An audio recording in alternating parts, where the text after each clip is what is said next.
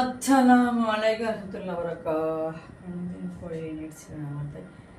Right forms verbs যদি continuous tense দেওয়া আছে, উল্লেখ ইন্ডিকেশন করা আছে, তখন আমরা কি দেখতেছি যে এখানে হি, এখানে ব্র্যাকেটের ভিতরে সিং সং।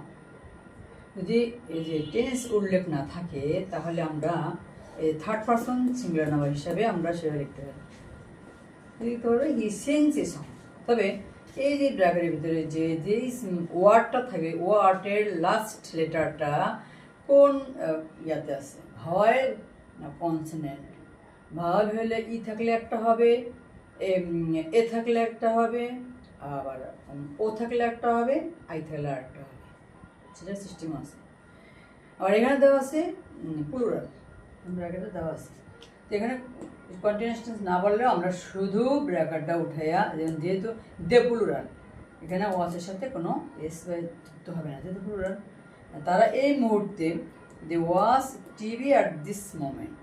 এখন যখন প্রেজেন্ট কন্টিনিউয়াস টেন্স দেওয়া আছে তখন আমাদের রুলস হবে সেটা কি, সেটা আমরা লিখি আর বলি হি সাবজেক্ট, সাবজেক্টের পরে এম ইদার মানে টু বি ভার্ব ইচ, তারপরে আমরা যেহেতু প্রেজেন্ট কন্টিনিউয়াস টেন্স এখানে মূল ভার্বের শেষে মূল ভার্ব, সে কী করে গান করে, তাহলে সিং আইএনজি যোগ হবে। এটা হচ্ছে কন্টিনিউয়াস টেন্সের রুল। এক্সটেনশন ঠিক আছে।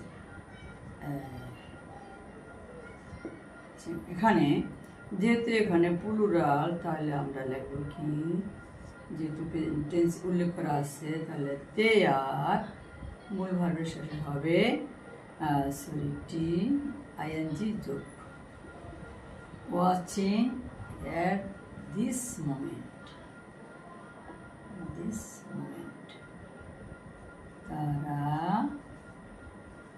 এই মুহূর্তে টিভি দেখতেছে।